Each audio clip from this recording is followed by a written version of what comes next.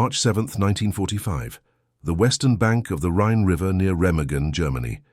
The air thick with the acrid smell of gunpowder and diesel. Staff Sergeant William Clancy of the 540th Engineer Combat Regiment crouched behind the remnants of a stone wall, his breathing ragged as German artillery pounded the ground around him. His regiment, one of the few all-black combat engineer units in the European theatre, had been ordered to repair and reinforce the Ludendorff Bridge, the last standing Rhine crossing that American forces had miraculously captured intact just hours earlier. Through the smoke, Clancy could see the imposing steel structure, its towers reaching into the grey sky like Gothic sentinels, damaged but still standing. German shells whistled overhead, each impact shaking the earth beneath him. Wehrmacht officers on the eastern bank were desperately trying to destroy the bridge they'd failed to demolish during their retreat. They had not expected American forces to arrive so quickly, and they certainly hadn't expected black engineers to be the ones tasking with keeping the crossing open. "We need to move now," shouted Lieutenant James Porter, the white officer commanding Clancy's platoon. "The structural integrity won't hold much longer." Clancy nodded grimly.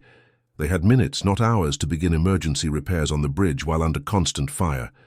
His fingers traced the worn photograph of his wife Eliza and their 2 children back in Philadelphia. The irony wasn't lost on him. He couldn't enter certain restaurants back home, but now he was about to lead a team onto the most strategically vital bridge in Europe. "Get the men ready," Clancy called to Corporal Marcus Washington. "Tell them to bring extra timber supports and steel cable. We'll reinforce the western span first." As the engineers gathered their equipment, a captured German officer being escorted to the rear lines stopped and stared in disbelief at the black soldiers preparing for the dangerous bridge repair mission. He turned to his American guard and spoke in accented English. "You're sending these men to fix the bridge. They cannot possibly understand the engineering principles of German infrastructure." Lieutenant Porter overheard the comment and walked over, his face tight with anger. These men graduated from Howard University, Tuskegee Institute, and Hampton. They've been building bridges across Europe while your forces have been retreating. The German officer smirked. "We'll see." Clancy pretended not to hear the exchange. He'd heard worse every day growing up in the segregated South, but as he gathered his tools and prepared to lead his men onto the damaged span, he couldn't have known that what would happen in the next 24 hours would not only save the crucial Rhine crossing, but shatter decades of racist military doctrine and change the course of the war in Europe. No one in the German command knew that one black soldier's engineering decision that morning would not only save the bridge, but fundamentally challenge their notions of racial superiority that had been a cornerstone of Nazi ideology. William Clancy was born on July 16, 1919, in the small farming community of Macon, Georgia, where the shadow of segregation hung over every aspect of daily life. His father, Elijah, worked as a carpenter, skillfully building homes that he himself would never be permitted to live in. From an early age, William would accompany his father to job sites, learning the fundamentals of construction, materials science, and structural integrity before he even knew what those words meant. "Buildings have a language, son," Elijah would tell him. "You listen with your eyes and your hands, and they'll tell you their strength and their weakness." William's mother, Ruth, had been a schoolteacher before marriage, one of the few educational opportunities available to black women in the South at that time. Each evening after dinner, she would teach William mathematics and science from worn textbooks she'd managed to acquire from the local colored school. By 12, William was solving complex geometry problems and designing small structures in notebooks he filled with meticulous drawings. "The mind builds before the hands do," Ruth would tell him. "They can take away opportunity, but they can't take away knowledge." Despite his exceptional aptitude, William's educational opportunities were severely limited in Jim Crow, Georgia. The local colored high school had few resources, no engineering courses, and textbooks that were often decades out of date. Nevertheless, William graduated at the top of his class in 1937, his talents recognized by a black history teacher who had attended Howard University. "This boy needs more than Macon can give him," the teacher told William's parents. "He has the mind of an engineer." With the teacher's recommendation and the combined savings of the entire Clancy family, William applied to and was accepted at Howard University's engineering program. one of the few places in America where a black man could receive formal engineering education. He arrived in Washington, D.C. in the fall of 1937 with $27 in his pocket and a second-hand suitcase containing everything he owned. At Howard, William thrived academically but struggled financially. He worked 3 jobs as a janitor, a nighttime security guard, and a weekend carpenter to pay his tuition. Despite sleeping only 4 hours most nights, he maintained the highest grades in his civil engineering classes, particularly excelling in courses on structural analysis and materials science. "Clancy doesn't just understand the mathematics," his professors would remark. "He has an intuitive sense for how structures work." In the summer of 1941, just months before Pearl Harbor, William met Eliza Johnson, a nursing student at Freedman's Hospital. They married in a small ceremony in December, 1 week after the Japanese attack. By January, William had received his draft notice. "I'll be back before you know it," he told Eliza the morning he left for basic training. He had no idea that soon, those engineering skills would be all that stood between American forces and disaster at the Rhine River. The United States military that William entered in early 1942 was rigidly segregated. Despite their qualifications, black soldiers were routinely assigned to labor battalions, relegated to menial tasks like cooking, cleaning, and loading supplies. The prevailing military doctrine, supported by racist pseudoscience, held that black Americans lacked the intelligence, courage, and discipline for combat operations or specialized roles. When his aptitude tests revealed his exceptional mathematical abilities and engineering background, William was initially assigned as a clerk in a quartermaster unit, his skills wasted on inventory forms and supply requisitions. It wasn't until mid-1943, as casualties mounted and the need for skilled engineers grew desperate, that the Army began forming black engineering units, including the 540th Engineer Combat Regiment, to which William was transferred. Even then, the unit faced constant discrimination. Their training facilities at Camp Claiborne, Louisiana, were substandard compared to those of white engineering units. They received outdated equipment and abbreviated instruction. White officers, many with less education than the black soldiers they commanded, frequently dismissed their capabilities. "These men will break under pressure," one captain remarked during a training inspection. "They'll never handle the stress of combat engineering." William and his fellow black engineers proved him wrong during their first deployment to England in late 1943. Assigned to pre-invasion construction projects, they built airfields, roads, and port facilities with a precision and speed that surprised their commanders. By the time of the D-Day invasion, the 540th had earned a reputation for technical excellence, if not the respect they deserved. After landing in France 2 weeks after D-Day, the unit constructed bridges across the Seine and Meuse rivers, repaired bombed runways and cleared minefields, often under enemy fire. Yet, in official reports, their achievements were frequently attributed to their white officers or mentioned only in passing. "We build the bridges that other men cross to glory," Corporal Marcus Washington, William's closest friend in the unit, often said. But history won't remember our hands on the girders. By March 1945, as Allied forces approached the Rhine, Germany's last natural defensive barrier, the 540th had been in continuous combat operations for over 8 months. They had lost 17 men to enemy action and dozens more to injuries, yet maintained their cohesion and effectiveness. William had risen to staff sergeant, commanding a platoon of 36 engineers. They had been assigned to support the U.S. First Army's push toward the Rhine, expecting weeks of dangerous work-building assault bridges once they reached the river. No one anticipated that a single standing bridge would remain. No one expected that black engineers would be the ones to save it when German forces tried desperately to destroy it. And William had no idea that his engineering decisions in the coming hours would change military history and challenge the very foundations of racial prejudice in the United States Army. He had no idea that soon those experiences would be all that stood between America's advance into Germany and a catastrophic setback that could prolong the war by months. The Allied push toward the Rhine in early 1945 represented one of the final phases of World War II in Europe. After the costly Battle of the Bulge, Hitler's last major counteroffensive in December 1944, Allied forces had regrouped and begun their final advance into Germany itself. The Rhine River, an ancient natural barrier flowing north to south through western Germany, represented the last major geographic obstacle before the industrial heartland of the Ruhr Valley and the path to Berlin. Field Marshal Gerd von Rundstedt, commander of German forces in the west, had ordered that every bridge across the Rhine be rigged for demolition and destroyed before Allied forces could capture them. Hitler himself had issued a directive that no bridge was to remain standing. The German High Command understood that forcing the Allies to make contested river crossings would significantly delay their advance, possibly buying time for a negotiated peace or the deployment of rumored wonder weapons that might turn the tide of war. For the Allies, capturing an intact Rhine bridge would be an operational windfall of immense proportions. Instead of pausing to construct temporary pontoon bridges under fire, an operation that would cost thousands of lives and weeks of delay, they could immediately begin moving troops and heavy equipment into the German heartland.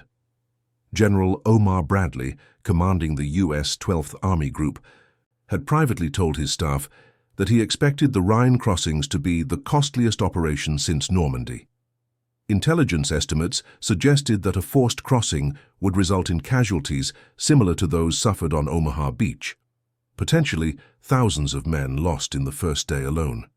The 989th Infantry Battalion, part of General Courtney Hodges's First Army, had been advancing rapidly through the Eifel region toward the Rhine.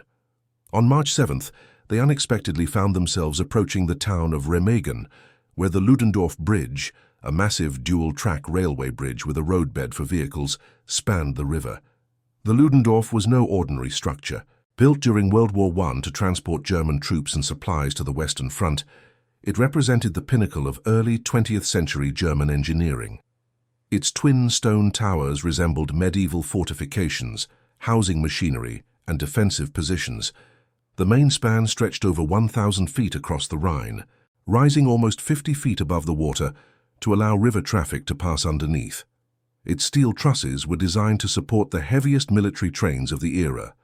German engineers had packed the bridge with nearly 6,000 pounds of explosives, ready to detonate at a moment's notice.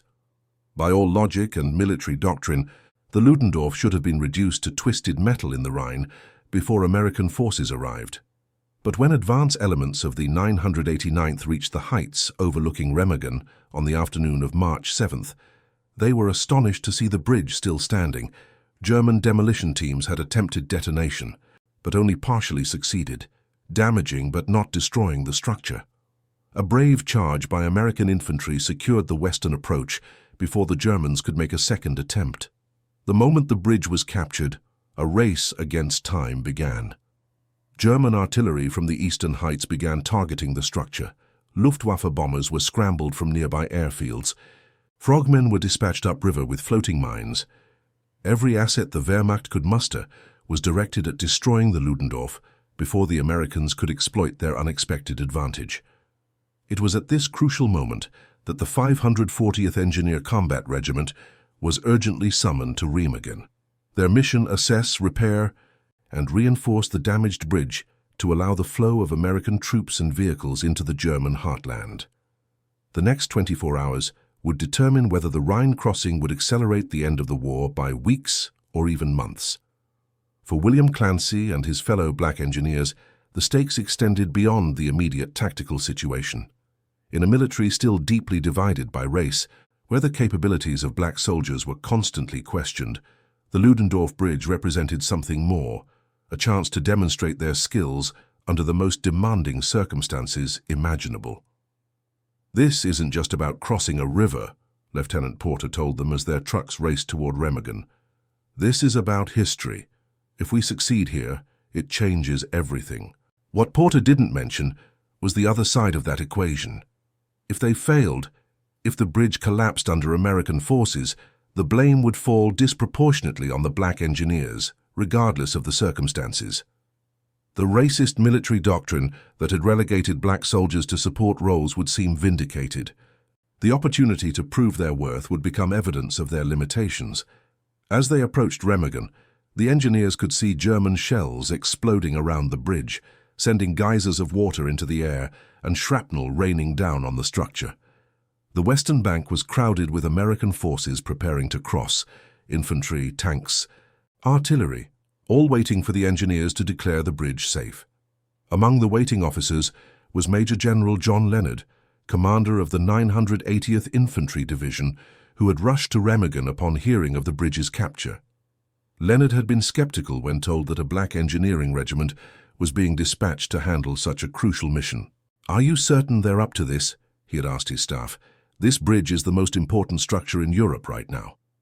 Now, as William Clancy and his men arrived and began unloading their equipment, Leonard watched with undisguised doubt. The fate of the Allied advance, and perhaps the war itself, rested on the shoulders of men that much of America considered inherently inferior. What no one yet realized was that the Germans had left behind a sophisticated delayed-action demolition system beneath the bridge, a ticking time bomb that conventional engineering wisdom would fail to detect, but that one black engineer from Georgia would intuitively understand.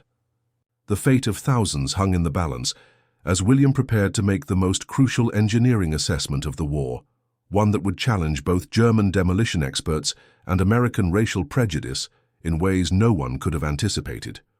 The column of trucks carrying the 540th Engineer Combat Regiment arrived at Remagen amid chaos. Artillery shells whistled overhead, impacting the water around the Ludendorff Bridge and the town itself. Medical personnel were evacuating wounded infantry from the initial assault. Military police directed traffic, trying to maintain order as reinforcements poured into the area. Through it all, the massive bridge stood defiantly, damaged but still spanning the Rhine. William Clancy jumped from the lead truck before it fully stopped, his eyes immediately scanning the structure. Even from a distance, he could see the bridge had suffered significant damage. One section of the railbed was twisted upward, where German demolition charges had partially detonated. Small fires burned along the wooden planking that had been laid over the railway tracks to allow vehicles to cross. The stone towers on the western bank showed impact damage from artillery. "Sergeant Clancy!" Lieutenant Porter approached, ducking instinctively, as a shell exploded in the river nearby. "The division engineer wants your initial assessment immediately. They're waiting to begin sending tanks across." William nodded, his mind already cataloguing the visible damage and calculating load capacities. "I'll need 20 minutes for a preliminary inspection, sir, and I want Corporal Washington and Private Jenkins with me." "You've got 10 minutes, Porter replied. "There's a colonel from Army HQ breathing down my neck already." As William gathered his team, he noticed a group of officers standing nearby, watching them with expressions ranging from curiosity to outright skepticism. Among them was a brigadier general, whose name tape identified him as General Hoge, commander of the Combat Command B that had captured the bridge. "Those are the engineers?" he overheard one staff officer say. "I thought they'd send the 796th. "The 796th is still in Luxembourg," another replied. These men were closest. William pretended not to hear, though the implication was clear. The 796th was a white engineering battalion. In the eyes of command, they were the preferred choice for such a crucial mission, regardless of the 540th's combat record. "What's our approach, Sarge?" asked Marcus Washington as they collected their inspection equipment, measuring tools, flashlights, chalk for marking structural concerns. "We start with the western support pillars, then work our way across," William replied. "Jenkins, I want you checking the roadbed integrity every 10 meters. Look for stress fractures in the trusses. Washington, you and I will inspect the main support cables and connection points." The three men moved toward the bridge, picking their way through debris and passing nervous infantry who had established defensive positions along the western approach. A captain from the 9th Infantry Division stopped them. "Watch yourselves out there," he warned. "We've lost 3 men to snipers from the east bank, and the whole damn thing could go any minute. The Krauts had it wired to blow." "That's why we're here, sir," William replied simply. As they stepped onto the bridge, William felt the structure vibrate beneath his feet, not from damage, but from its natural resonance with the flowing Rhine below. A good sign. The fundamental integrity remained, despite the visible damage. The German shells continued to fall, most missing the narrow target of the bridge, but sending up plumes of water that showered them with river spray. The initial inspection confirmed William's first impressions. The bridge had suffered significant, but not catastrophic damage. The main support structures, massive steel trusses anchored to stone pillars, remained intact. The partial detonation had warped approximately 30 feet of railbed near the center span, but had not compromised the primary load-bearing elements. "They rushed it," William told Washington as they examined the damaged section. "Detonated before all charges were connected. Look here, see these wire ends? Cut, not burned. Someone severed the detonation circuit before it could complete." What troubled William, however, was what he couldn't see. His father's words echoed in his mind. Buildings have a language. And something about the bridge's language felt wrong. The visible damage didn't match the explosive residue patterns. Some support sections showed stress signs that couldn't be explained by the partial detonation alone. "Jenkins," he called to the private who was inspecting farther along the span, "check the underside cross-bracing. Use your mirror." Jenkins nodded, taking out a small inspection mirror on an extendable pole that allowed him to see the underside of the bridge deck without having to hang over the edge. A standard tool for combat engineers, but one that required careful interpretation. "Something's off about the blast pattern," William explained to Washington. "The Germans are too thorough for this kind of sloppy demolition work." As Jenkins inspected the underside, William continued his assessment of the main span. The bridge could certainly support infantry and light vehicles in its current condition. With minimal repairs, perhaps 4 to 6 hours of work, it could likely handle medium tanks. But something continued to nag at him, an intuition born from years of studying structural behavior. Jenkins returned, his expression troubled. "Sarge, there's something strange underneath. Looks like additional wiring, but it's not connected to any visible charges, and there's a metal box attached to the central crossmember. Doesn't look like standard German demolition equipment." William's concern deepened. "Show me." Using the inspection mirror, he examined what Jenkins had found. The metal box was approximately 2 feet square, painted grey to match the bridge structure. It wasn't part of the original construction. The paint was newer, the mounting brackets recently installed. Most concerning, it had a small glass panel on one side with what appeared to be a gauge of some kind. "Washington, have you ever seen demolition equipment like this?" William asked his corporal, who had trained as a demolitions specialist. Washington studied the reflection in the mirror. "Never. That's not standard German army issue. Looks more industrial." William made a quick decision. "We need to get under the bridge for a closer look. But first, let's finish the topside inspection. We have to report back." They completed their survey, marking critical damage points with chalk and documenting necessary repairs. When they returned to the western bank, a group of officers had gathered, including Lieutenant Porter and the division engineer, a Major Campbell. "Well?" Campbell asked impatiently. "Can we move armor across or not?" William stood straight, his report crisp and professional despite the continuing artillery fire. "Sir, the bridge can support infantry and light vehicles now. With immediate repairs to the damaged center section, we could have it ready for medium tanks within 6 hours. But 6 hours? Interrupted a colonel. William didn't recognize. That's too long. Intelligence reports German armor moving toward this area. We need to establish a bridgehead with tank support immediately. Sir, William continued, we found something concerning beneath the central span. An unidentified device that may be a delayed action demolition charge. I recommend a closer inspection before we increase the load on the bridge. Major Campbell frowned. The German demolition team was captured. They've been interrogated and confirmed all charges were either detonated or disconnected. With respect, sir, this device doesn't match standard German army demolition equipment. It may be something else, perhaps a specialized charge the prisoners weren't aware of. The officers exchanged glances. General Hoger, who had been listening silently, stepped forward. You're certain of this, Sergeant? I can't be certain without a closer inspection, sir, but in my professional opinion, something isn't right. The visible damage doesn't match the expected blast pattern from the charges we've identified. A tense silence followed, broken only by the continued sound of artillery fire and the rushing Rhine below. William could feel the weight of the moment. Black soldiers weren't expected to contradict white officers, especially not on matters of technical expertise. Yet he knew what he had seen. Major Campbell turned to General Hoge. "Sir, we have confirmation from the German prisoners. The first wave of tanks is fueled and ready to cross.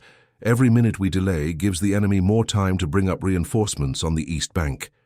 General Hoge studied William's face for a long moment. "And you're an engineer, Sergeant? Formally trained?"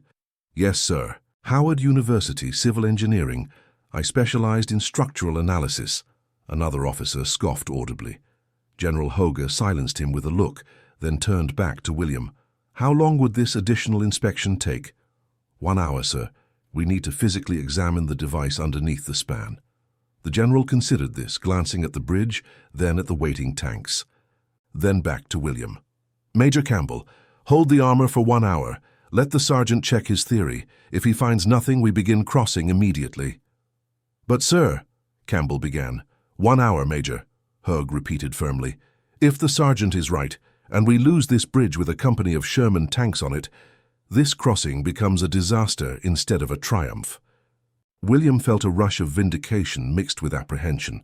He'd gotten the hour he needed, but now everything rested on what they would find beneath the bridge. "Thank you, sir," he said to General Hoge. "We'll move quickly." As the officers dispersed, Lieutenant Porter approached William. "You'd better be right about this, Sergeant. You just contradicted a major and a colonel." "I know what I saw, sir," William replied. "Something's not adding up with that demolition job." Porter nodded grimly. "Then find it. Because if you're wrong, it won't just be your reputation that suffers. The whole regiment will pay for it." William understood the implications all too well. In a segregated army, the failures of black soldiers were magnified and generalized, used as evidence of racial inferiority. Success was minimized or attributed to white leadership. The stakes extended far beyond the immediate tactical situation. "Washington, Jenkins," he called, "get the climbing gear and inspection tools. We're going underneath." As they prepared to rappel from the bridge deck to examine the mysterious device, William caught sight of the captured German officer he'd seen earlier, now being escorted to a rear command post. The German was watching the black engineers with unconcealed derision. "They'll never understand German engineering," the officer remarked in English to his guard.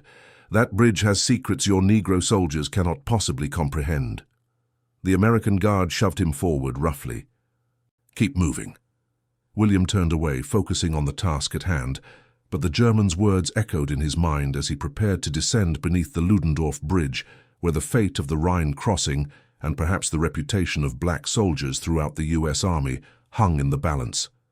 What waited below might well prove the German officer right or wrong about who truly understood the secrets of engineering, and who did not.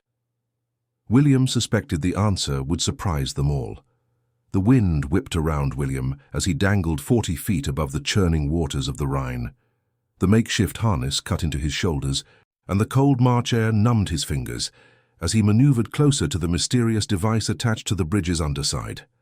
Artillery still pounded the area, each impact sending vibrations through the steel structure that threatened to dislodge his precarious handholds. "Steady the line," he called up to Washington and Jenkins, who controlled his descent from the bridge deck above. German snipers from the hills on the eastern bank had already taken shots at the exposed engineers, forcing them to work quickly between bursts of covering fire from American machine guns. Finally reaching the device, William braced himself against a crossbeam and examined it closely. His initial assessment had been correct. This was no standard military demolition charge. The metal casing housed what appeared to be a precision instrument, with a glass-covered gauge visible on one side. Careful not to disturb anything, he traced the wiring that ran from the box into the bridge structure itself. "Pass me the inspection mirror," he called. Jenkins lowered the tool and William used it to examine the less accessible areas around the device. What he found confirmed his growing suspicions. The wiring connected to sensors embedded in the main support beams, strain gauges, measuring the weight and stress on the bridge. This wasn't just a bomb. It was a weight-triggered bomb designed to detonate when a specific load crossed the bridge, likely calibrated for the weight of American tanks. The German demolition team hadn't failed. They'd simply implemented a more insidious plan than anyone had anticipated. I need to get closer to the gauge, William called up. Lower me another 3 feet. As he descended further, a sniper bullet pinged off the steel just inches from his head. He flinched but maintained his position, knowing that the next few minutes could determine the fate of the entire Rhine crossing operation. The gauge confirmed his theory. It was a pressure measurement device with a red line clearly marking a threshold.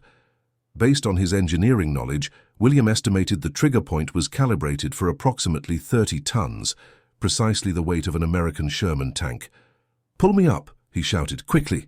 As his teammates hauled him back to the bridge deck, his mind raced through the implications. The Germans had created a sophisticated trap. Had the regular demolition charges fully detonated, the bridge would have been destroyed immediately.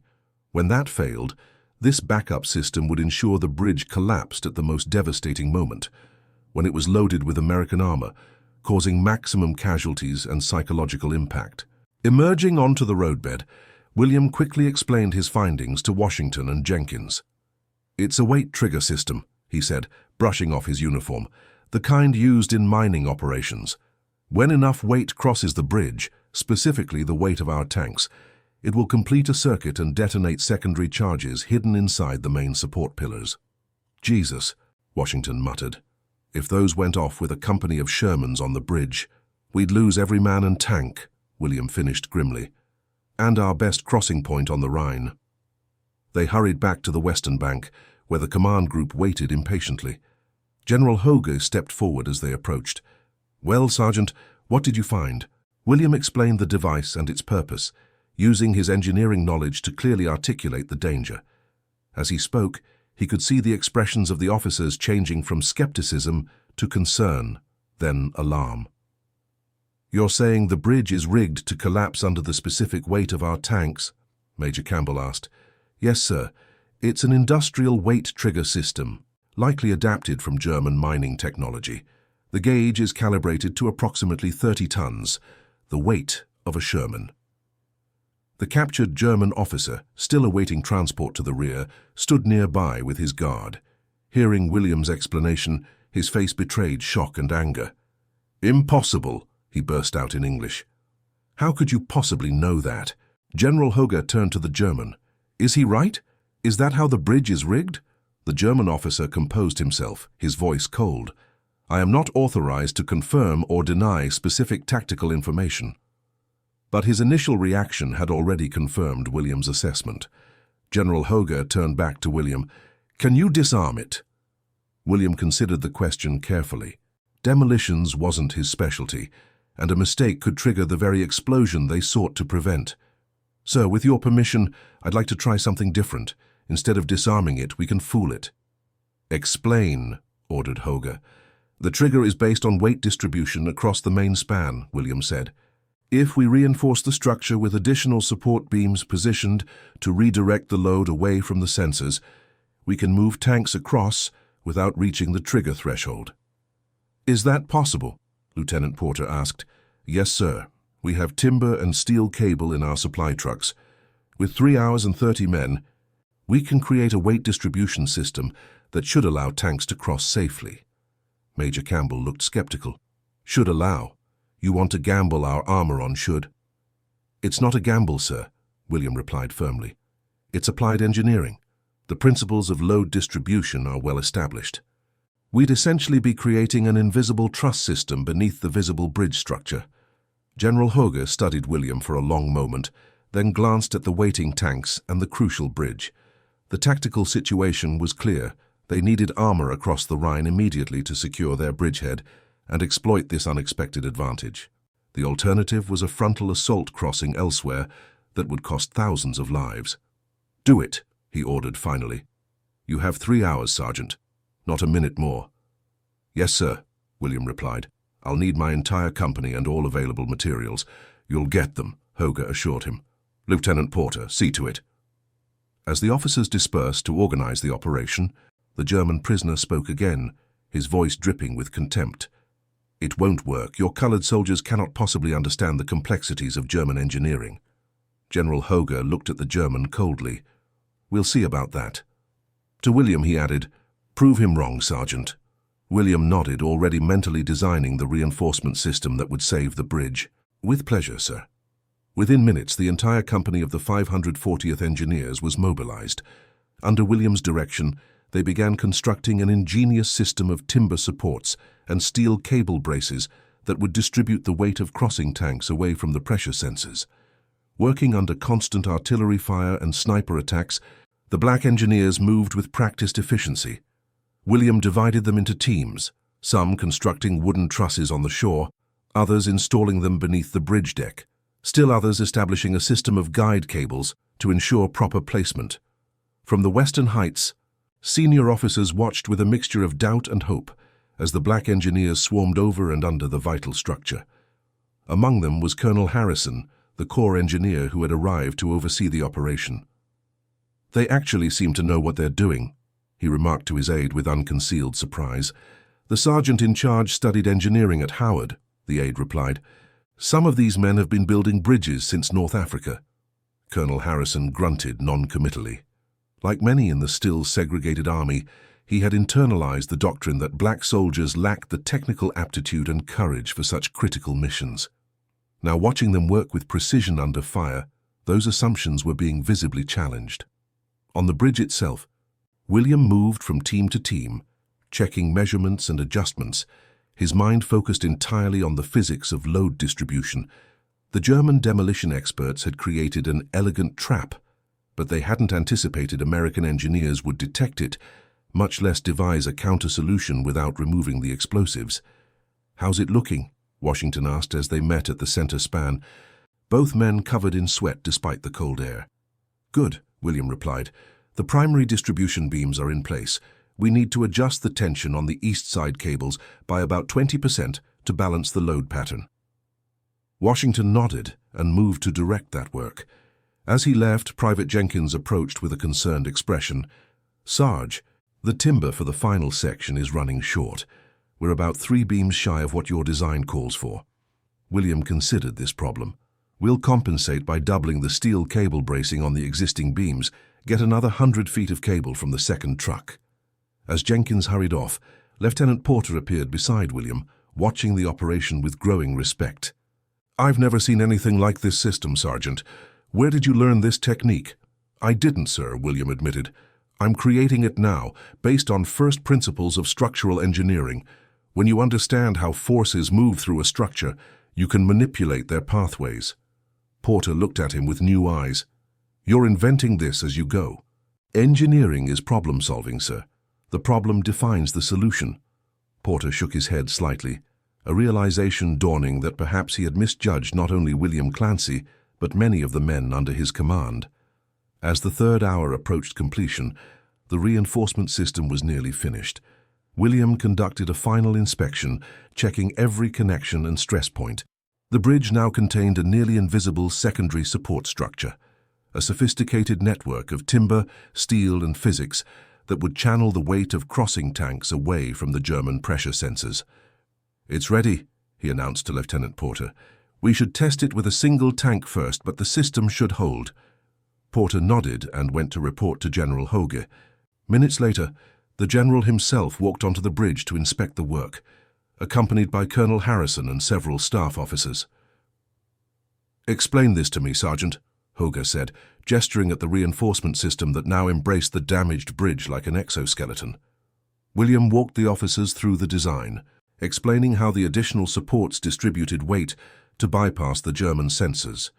He used simple, clear language, but the engineering principles he described were advanced, concepts normally taught in graduate-level structural engineering courses.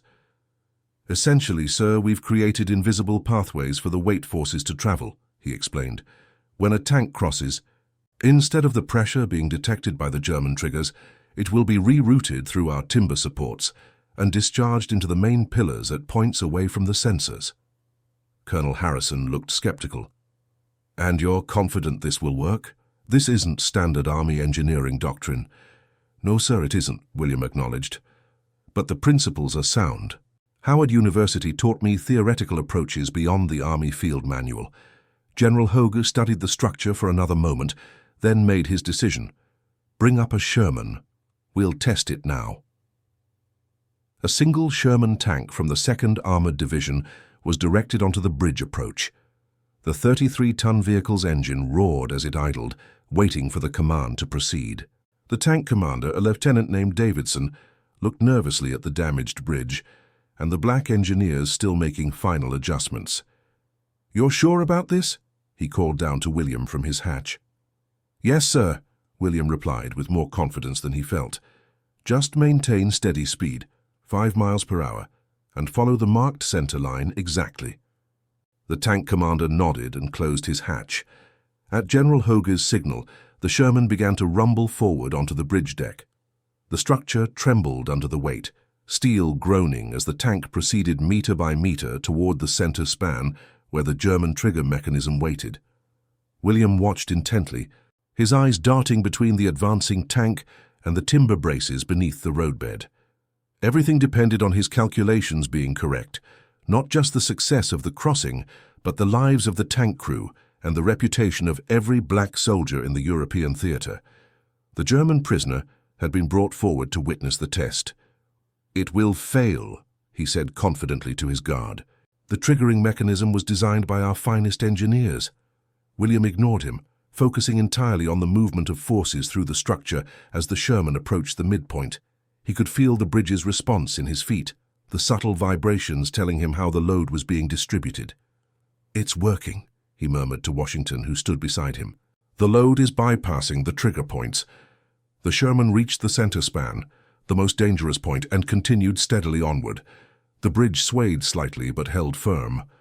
William's reinforcement system was performing exactly as designed, channeling the tank's enormous weight away from the German pressure sensors. As the tank passed the 3/4 mark and began to approach the eastern bank, a spontaneous cheer erupted from the watching American soldiers. The Sherman completed its crossing without incident, becoming the first American tank to cross the Rhine on a captured bridge. General Hoge turned to William, his expression a mixture of relief and newfound respect. "Well done, Sergeant Clancy. Begin moving the rest of the armor across immediately." Within the hour, a steady stream of Sherman tanks was rolling across the Ludendorff Bridge, each one following the careful path William had marked. By nightfall, an entire tank battalion had established positions on the eastern bank, securing the crucial bridgehead that would eventually allow over 25,000 American troops to cross the Rhine before the Germans could organize an effective counterattack. The captured German officer watched in stunned disbelief as tank after tank crossed safely. "Impossible," he muttered. How could they have understood? Lieutenant Porter overheard and stepped closer to the prisoner. "You underestimated them," he said quietly. "That's been happening a lot in this war." Throughout the night, William and his engineers maintained and strengthened their reinforcement system, allowing the flow of men and material to continue uninterrupted. Working in shifts, they continually adjusted the timber supports and cable tensions to compensate for the cumulative strain on the structure. At dawn the following day, March 8th, William was called to the command post that had been established near the western approach. Inside a damaged building that now served as headquarters, he found General Hoge and several senior officers studying maps of the expanding bridgehead. "Sergeant Clancy," Hoge greeted him, "your reinforcement system has exceeded all expectations. The division commander wants to know if we can increase the crossing speed from 8 tanks per hour to 12. William considered the question carefully. "Yes, sir, but we'll need to add additional lateral supports. The cumulative vibration of tanks crossing in closer sequence creates harmonic stresses we need to account for." "Do it," Hoge ordered. "This crossing is now the highest priority in the entire First Army." General Hodges himself called to commend the engineering work. As William turned to leave, Colonel Harrison, the Corps engineer who had been skeptical of the black engineer's capabilities, stopped him. "Sergeant, I've seen a lot of field engineering in 2 wars, he said, his voice gruff but sincere. "What you devised here, it's something they should be teaching at West Point." "Thank you, sir," William replied, surprised by the unexpected praise. "I've recommended you for the Bronze Star," Harrison continued. "I don't know if it will go through. There's still plenty of resistance to decorating colored troops, but the recommendation will be in the record." William nodded, knowing that such recognition was rare for black soldiers, regardless of their achievements. "It was a team effort, sir. My whole company performed exceptionally. Yes, they did, Harrison acknowledged, and that's going in the record too. For the next 10 days, the 540th Engineer Combat Regiment maintained and expanded the Remagen bridgehead, eventually constructing additional pontoon bridges alongside the Ludendorff to increase the flow of Allied forces. The original bridge finally collapsed on March 17th due to cumulative battle damage, but by then, its strategic purpose had been fulfilled. 5 American divisions had crossed the Rhine, creating an unstoppable advance into the German heartland. The black engineers who had made it possible received little public recognition at the time. Official reports mentioned the Army engineers who had reinforced the bridge, without specifying that they were African Americans or naming the sergeant whose innovative solution had made the crossing possible. But within the military engineering corps, word spread about what had happened at Remagen. The story of how black engineers had outwitted sophisticated German saboteurs and developed an ad hoc solution that defied conventional doctrine became a quiet legend, one that would eventually help challenge the segregationist policies of the United States Army itself. For William Clancy, the Ludendorff Bridge represented both a professional triumph and a bittersweet reminder of the double standard faced by black servicemen. Even as his engineering feat helped shorten the war in Europe, he knew that he would return to an America where his skills and education would be undervalued and his service underappreciated. Yet something had changed at Remagen, not just in the strategic situation, but in the minds of at least some of the white officers who had witnessed black excellence under fire. That change would ripple outward in the months and years to come, becoming part of the foundation for the eventual desegregation of the American military in 1948. As the Allied forces pushed deeper into Germany, the story of the black engineers at Remagen became part of a larger narrative, one that would gradually, painfully transform American society itself. The bridge they saved helped end a war. The example they set helped begin a new chapter in the long struggle for equality. And it had all turned on a single moment when a black engineer from Georgia had noticed something that others missed, proving that understanding, not race, was the true measure of human capability. The enormous main room of General Dwight Eisenhower's headquarters at Reims hummed with activity. Staff officers moved purposefully between desks. Radio operators managed communications with far-flung units, and intelligence analysts updated the massive situation maps that covered entire walls. In one corner, a small group of senior officers had gathered around a scale model of the Rhine River crossings. This breach at Remagen was the turning point, explained General Omar Bradley, pointing to the location where the Ludendorff Bridge had stood. Once we established that bridgehead, the German defense east of the Rhine collapsed. Eisenhower nodded, studying the model thoughtfully. How did we manage to get armor across so quickly? The intelligence reports indicated the bridge was severely damaged. Bradley glanced at his aide, who handed him a folder. That's an interesting story, Ike. The bridge was rigged with a secondary demolition system, a weight trigger designed to collapse when our tanks tried to cross. He paused, then added, "It was a colored engineering regiment that figured it out and designed a workaround." Eisenhower raised his eyebrows. "Really? I wasn't aware we had Negro units involved in the Rhine crossings." "The 540th Engineer Combat Regiment," Bradley confirmed. "Specifically, a staff sergeant named William Clancy. According to General Hoge, Clancy developed an unorthodox reinforcement system that essentially tricked the German detonators." "I'd like to read the full report," Eisenhower said. "It's all in here." Bradley handed over the folder, including Colonel Harrison's recommendation for a Bronze Star for Sergeant Clancy. Eisenhower took the folder, but didn't open it immediately. "What's your assessment of this, Brad? Did these engineers perform exceptionally, or is Harrison exaggerating?" "By all accounts, they performed brilliantly," Bradley replied without hesitation. "According to the division commander, if that bridge had collapsed with our armor on it, we might have lost the Remagen opportunity entirely. It could have delayed our advance by weeks." Eisenhower nodded slowly. "I'll review this personally. If the facts support it, I'll approve the decoration." 2 weeks later, at a small ceremony in a captured German town hall, William Clancy stood at attention as Lieutenant Porter pinned the Bronze Star to his uniform. General Hoger himself had come to preside over the ceremony, a rare honor for enlisted men and almost unheard of for black soldiers. Staff Sergeant William Clancy, Hoger read from the citation, for exceptional meritorious service in combat engineering operations at the Ludendorff Bridge, Remagen, Germany. Sergeant Clancy's technical expertise, innovative problem-solving and courage under fire were instrumental in securing and maintaining a critical Rhine crossing that significantly advanced Allied operations in the European theatre. After the ceremony, General Hoger approached William privately. "You should know, Sergeant, that your citation went all the way to General Eisenhower for approval. That doesn't happen often." "Thank you, sir," William replied, still processing the unexpected recognition. "There's something else," Hoger continued. "That German officer we captured, the one who was so certain you'd fail. After the bridge operation succeeded, he asked to speak with me." Hoger smiled slightly. "He wanted to know where you studied engineering. He couldn't believe a Negro soldier had outwitted their demolition experts." "What did you tell him, sir?" "The truth. That you were educated at one of America's finest universities and that perhaps his racial theories needed reconsideration."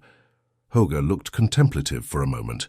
"I think you changed more than just the tactical situation at Remagen, Sergeant. You changed some minds as well." William nodded, understanding the significance of the general's words. In the rigid hierarchy of the segregated military, such recognition represented a small but meaningful shift, an acknowledgement of capability that transcended race. The war in Europe ended less than 2 months later. William Clancy and the 540th Engineer Combat Regiment participated in the final push into central Germany, building bridges, clearing obstacles, and repairing roads as the Allied forces closed in on Berlin. When Germany surrendered in May 1945, they were constructing a replacement bridge over the Elbe River. The regiment returned to the United States in September 1945, disembarking at New York Harbor to a reception that differed markedly from that given to white combat units. There were no bands playing, no crowds of cheering civilians, no newspaper photographers, just military police directing them to segregated transport that would take them to demobilization centers. In a cruel irony that was lost on no one, many of the black soldiers who had helped defeat Hitler's racist regime found themselves denied service at restaurants on their journey home, forced to eat in kitchens or alleys while German prisoners of war were seated in dining rooms. William Clancy was discharged in October 1945 and returned to Philadelphia, where Eliza and their children had moved to be closer to her family. With the GI Bill providing educational benefits, he considered returning to Howard to complete the master's degree that the war had interrupted. Instead, facing the harsh reality of continued discrimination in the engineering profession, he accepted a teaching position at a small black college in Virginia, where he could at least pass on his knowledge to the next generation of African-American students. The prestigious engineering firms that eagerly recruited white veterans showed little interest in a black engineer, regardless of his wartime achievements. In 1946, William received an unexpected letter. It was from Lieutenant Porter, his former platoon commander. "I thought you should know," Porter wrote, "that the Army Corps of Engineers is using your Remagen bridge reinforcement system as a case study at Fort Belvoir. They're calling it the Clancy method for emergency weight distribution under combat conditions. I've been invited to lecture about it, but I told them they should be asking you instead. Maybe someday they will." That someday was still distant. Despite President Truman's executive order, 9801 in 1948, which officially desegregated the armed forces, integration proceeded slowly, and recognition of black contributions to the war effort remained limited. William continued teaching, eventually becoming department chair and developing an engineering program that gained respect throughout the segregated world of American academia. He rarely spoke about Remagen, though the Bronze Star remained in a frame on his office wall alongside his Howard University diploma. In 1957, 12 years after the war ended, William received another unexpected communication, an invitation to speak at the Army Engineer School at Fort Belvoir, Virginia. The school was preparing a comprehensive study of World War II engineering operations, and William's innovation at the Ludendorff Bridge had been identified as a significant case worthy of inclusion. The invitation came with a note from the school's commandant, a colonel who had been a captain in the Corps of Engineers during the Rhine crossings. "Your solution at Remagen saved lives and materially shortened the war," the colonel wrote. "Our cadets, all our cadets, regardless of race, should understand both the engineering principles you applied and the example you set." William accepted the invitation. When he arrived at Fort Belvoir in April 1957, he found himself addressing a lecture hall filled with engineering officers and cadets, including for the first time since the military's desegregation, a small number of black faces among them. For 2 hours he explained the technical challenges of the Remagen operation, the physics behind his weight distribution system, and the practical lessons for combat engineering. He avoided discussing the racial dimensions of the experience until a cadet raised his hand during the question period. "Sir," the young man asked, "did you face additional challenges as a Negro engineer in implementing your solution?" William considered the question carefully before answering. "The engineering principles don't care about the color of the hand holding the slide rule," he said finally. "But yes, there were challenges. I had to be right beyond any doubt because I wouldn't receive the benefit of any doubt. My margin for error was 0. The cadet nodded thoughtfully. "Thank you, sir." After the lecture, the commandant presented William with a bound copy of the new engineering field manual, which included a section on the Clancy method of emergency bridge reinforcement. It was perhaps the first time in American military history that a standard procedure had been named after a black soldier.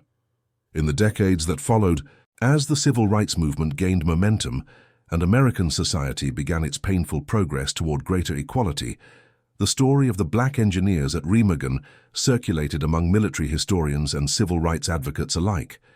It represented a clear example of excellence that transcended the artificial barriers of segregation, a demonstration that competence, not color, determined human capacity. William Clancy retired from teaching in 1967, having educated 2 generations of black engineers who would go on to work in a gradually opening professional world. He remained in Virginia with Eliza, watching as the civil rights movement transformed American society, often in ways he had never imagined possible during those tense hours on the Ludendorff Bridge.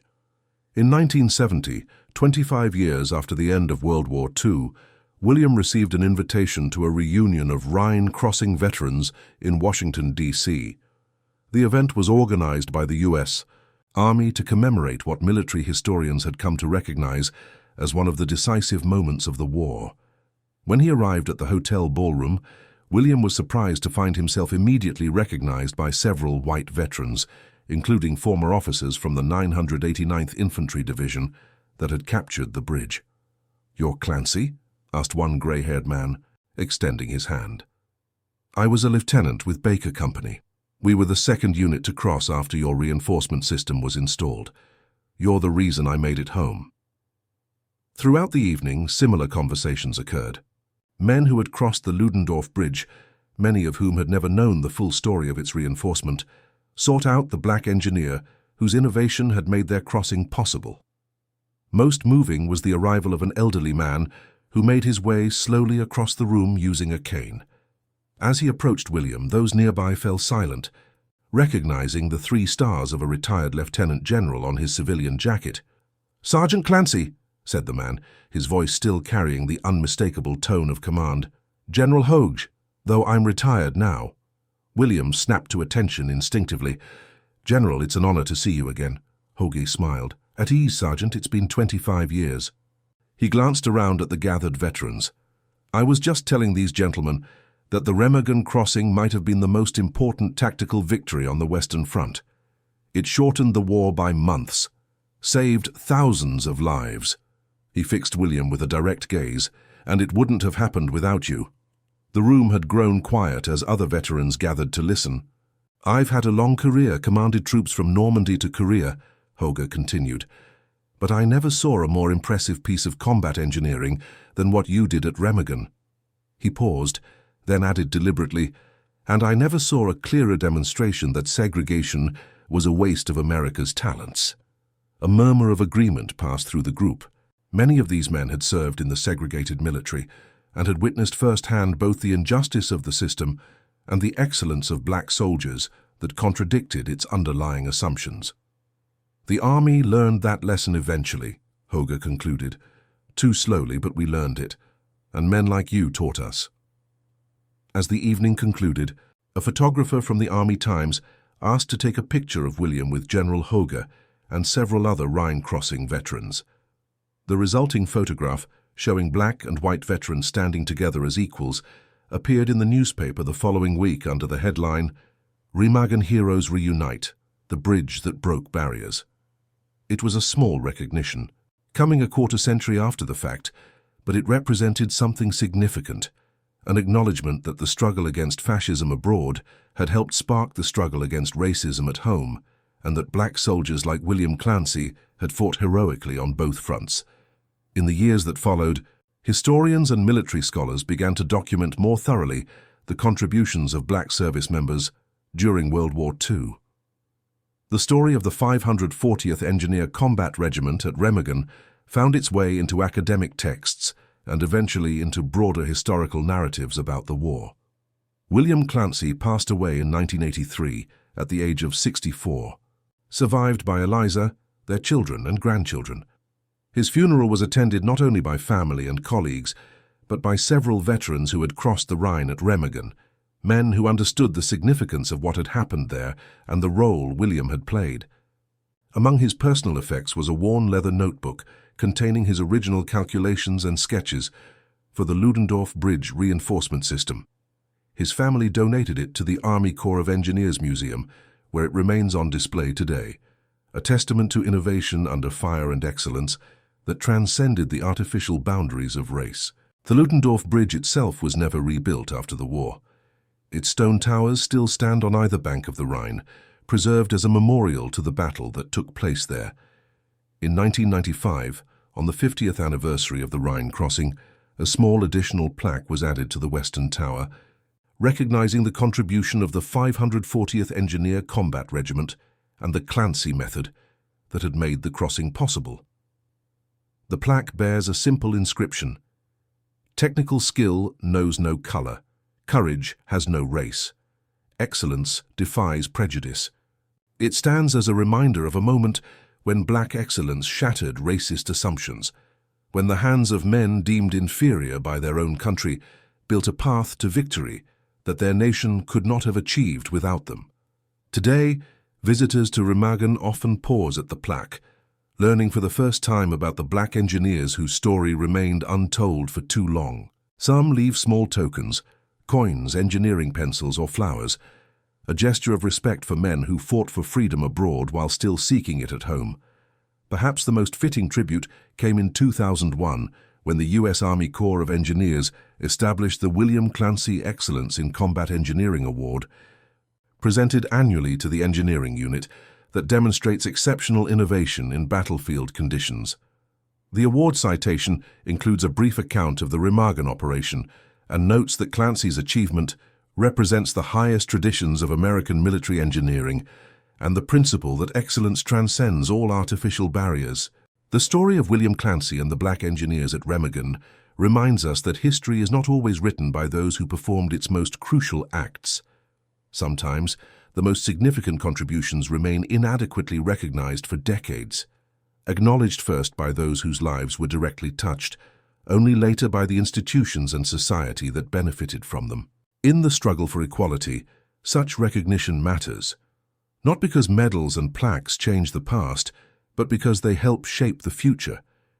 Each time the story of Remagen is told completely, including the role of the black engineers who made the crossing possible, another small bridge is built across America's racial divide. The most powerful legacy of what happened at the Ludendorff Bridge in March 1945 may not be the tactical advantage it gave Allied forces, but the example it provides of excellence that defied prejudice, an example that challenges us still. When we look at the barriers that divide our society today, we might ask ourselves, how many potential William Clancys are held back by prejudice? How much talent goes unrecognized because of artificial limitations? How much stronger might we be if excellence were the only measure that mattered? The bridge at Remagen allowed American forces to cross a river. The story of the black engineers who saved it challenges us to cross a more difficult divide, to recognize that capability, courage, and character know no color. Would you have recognized William Clancy's brilliance in 1945? Or would you have seen only the color of his skin? Would you have questioned the prejudice or upheld it? As we reflect on these questions, let us remember that history's most crucial lessons often come from its least celebrated heroes. Comment below and share this story so others remember what equality really means. Not a gift to be granted, but a truth to be recognized. That excellence can come from any background, any neighborhood, any race. In the end, the story of the black engineers at Remagen is more than a tale of World War II heroism. It is a challenge to each of us to see beyond our preconceptions, to judge by capability rather than category, and to build a society where the next William Clancy will never have to prove his humanity before he can demonstrate his brilliance.